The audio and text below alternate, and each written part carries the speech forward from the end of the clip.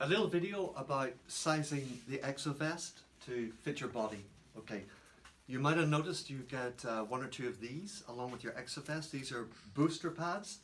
The booster pad goes between the main shoulder pad and the frame of the Exovest.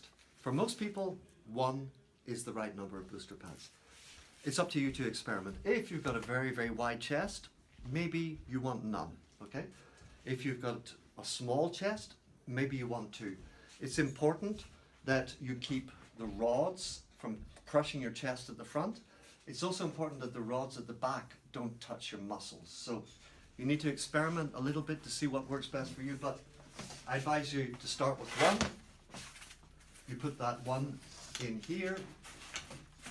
Very simply put the shoulder pad in position. It's in position, sandwiched, ready to go. Okay, let's talk about the waistband. The waistband is adjustable, but there are two sizings. There's a small size and there's a large size. Let me show you what I'm talking about. What I mean by adjustable is that this front pad system moves along this slot, okay? But you'll also see that there's the beginnings of a rear slot here. Now at the moment, this rear slot is contained from coming out any further by this screw. If I were to move this screw to here, then this rear slot would come out a lot further. For most people, you're going to want to constrain the rear slot to the back. But for some people, you need a little more space. You want to move this screw out to here so that it extends. Now, this is an old Exovest. In the more recent Exovest, you don't have to unscrew anything. There's what we call a J slot, and there's a movable screw. And you can just take the screw, move it from the short end of the J to the long end of the J, and then the waistband will extend to its full size. If you have any special sizing requirements, like the waistband is too big no matter what you do, or too small no matter what you do, contact Tiffin and they can supply you with different slides, or at least advise you where to go. Okay. Now, it is extremely important that these are set the same on each side. So when you get your vest, pull off the pads, make sure that both are at the same setting. If one is set wide and one is set narrow, the vest is never going to work properly for you. Okay, once you've got the vest nicely fitted to your body and you're knowing how it should feel, it's a really good idea to take these velcro waistbands and adjust them so that when the rods are centered on your back, that these waistband velcros tag at the same position, so that if I want to tighten them up, I tighten them up both the same way, and I notice that there's the same distance, you know, that they've come forward. Or if I put on winter clothing, I let them go the same distance back. The way that you can arrange that is to take the velcro from the pads off, although the pads can stay all the same. And what you have to do is you have to play with the very bottom layer of velcro. So you have to tag it a little bit further forward if you need more space, a little bit further back if you need less space. If you've got too much space, you can either cut it off or just fold it up like that. Okay. It is important that the direction of this velcro, if for any reason you have taken the whole thing off, that it goes from back to front to back to front, so that the last motion is to pull forward. Okay, don't get them mixed up. Now, let's talk about the waist latch. When you first get the Exovest, you might find that the waist latch doesn't go in all the way, and you see a little bit of this dovetail. And what happens is when you go to close the vest, that sometimes this latch doesn't close completely. After a short time, the plastic will conform to the shape of your body, and you'll find it a lot easier to get this in. Until it does that, a little hit from the heel of your hand can really help, and a little bang from the heel of your other hand can really help. When you open it, if it doesn't want to open easily, another little bang from the heel of your hand will open it. But as you see, once it conforms to the shape of your body, it opens and closes very easily. Now, the shoulder latch may present even more problems getting in and out. And that's because it's really important that you conform this to your shoulder girdle.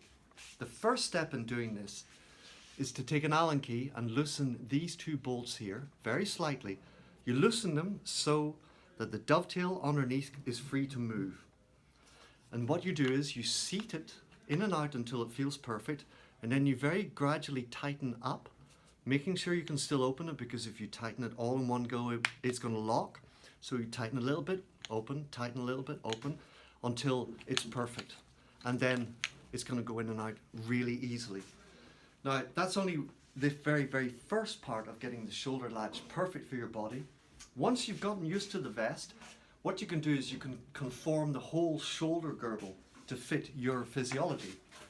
The way you do that, preferably, you can do it by yourself, but preferably get somebody else to stand in a chair above you while you're wearing the vest. And what you want to do is relax these two screws again, relax these two screws on the other side, and additionally relax these two and these two. Okay, now once all those four screws are relaxed, the shoulder straps can move in and out, but they can also swivel from side to side. So what you want to do is you want to arrange the shoulder girdle so that it's coming comfortably across your shoulders without pushing into your neck and without pushing onto this bone. So you just find the perfect place, then you tighten down all of the little Allen bolts. Once you've got them all tightened down and once you're comfortable with it, just carefully take out one at a time and put a tiny bit of Loctite 222, that's 222, on the end of the threads. Put that one back in, tighten it up, then very carefully take out the next one and repeat that for all 8 screws. That way you'll get it conformed really beautifully to your body. Now, I want to talk about the pads. The pad system, you'll notice, whether it's the pads at the bottom or the pads at the shoulder, I've got these zipper pockets in them. And if you open up the zipper pockets, you'll see there's 3 layers of padding here. First layer against your skin is memory foam, which is super comfortable. You see the way it dents like this? If I have a rivet or a belt loop, it very easily accommodates the bulge without forcing it into my skin. So first, the memory foam. Secondly, we have a standard foam. And thirdly, we have this really nice 3D spacer material, which is very similar to memory foam in the way that it works, but it's not quite so compliant. Now, the reason for this is because in wintertime, memory foam becomes very hard. So in wintertime, what you want to do is pull out these 3 layers and turn them around the other way, keeping the white in the middle, so that you have the 3D spacer material against your skin. It's not as comfortable as the memory foam, but it's wintertime, right? You're going to be wearing more clothes anyway, so it's going to feel the same. You'll find that you can do this up here as well. You can also experiment with your own types of foam, but this seems to work pretty well. Okay, I want to talk about the positions of these pads. Now, if you examine your pelvic girdle, you'll notice that the iliac crest comes to the surface in 4 spines that are very easy to find. Front and back, posterior, anterior, superior iliac spine. So here and here. What you want to do is get these pads to go right on top of the middle of that spine, front and back. For most people, right against the rods at the back is the position. And we have this space here because we don't want the pad system to encroach upon the sacrum, which is the base of the spine. There's no reason to want to put any load into that area. It's just an inappropriate area in which to place load. So you want to keep that gap here. And as for the pads at the front, their position really depends a lot on your physiology. For me, these spines are quite far forward. They're about here. So if I place the pads right up against the rods, they're going to contact this spine more or less in the middle. If you've got a very wide pelvis and these spines are quite far out, then you might want to experiment with moving the pads out a little bit further. What you don't want to do is have the pads inside the spines, because then the force is going to go into your stomach, into your bladder, which is uncomfortable. And you don't want to have them too far out, otherwise this part of the vest can push into your stomach or into your bladder. So the whole idea of this four-way pad system is to deliver weight into anatomically correct areas, which are these four spines on your pelvis. At the same time, avoiding compressing the stomach, avoiding compressing the sacrum, and crucially, avoiding compressing the gluteus medius muscles that attach to the iliac crest and stabilize your hip joints. So you want to keep all weight away from those. Also, having the fact that it's four pads instead of a continuous ligature is very good for blood circulation, so that the blood can, return easily from your legs. So you're less likely to get tired legs if you don't have a really tight belt around your waist.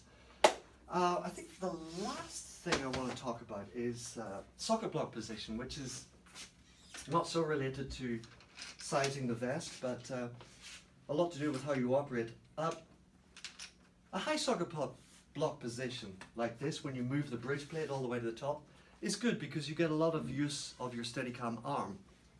If you move the socket block down by dropping the bridge plate, you're likely to run out of arm boom height. So you won't be able to get the same boom height, and you won't be able to reach the bottom boom of the arm. But for a lot of applications, it's very comfortable to have the bridge plate low because the base of the arm is out of the way of your elbow. If you really don't have to do any booming at all, there are many occasions, well, when I say any booming at all, I mean any high booming. There may be occasions where you want to drop the socket block all the way down here. And this is a very comfortable position because it's really out of your way. It's not going to interfere with your elbow. And for a lot of shots, it's going to work quite well. Now, is there anything else I need to talk about? Jasper? What do you think? Don't You think done so. it? All done. One take. Thank you.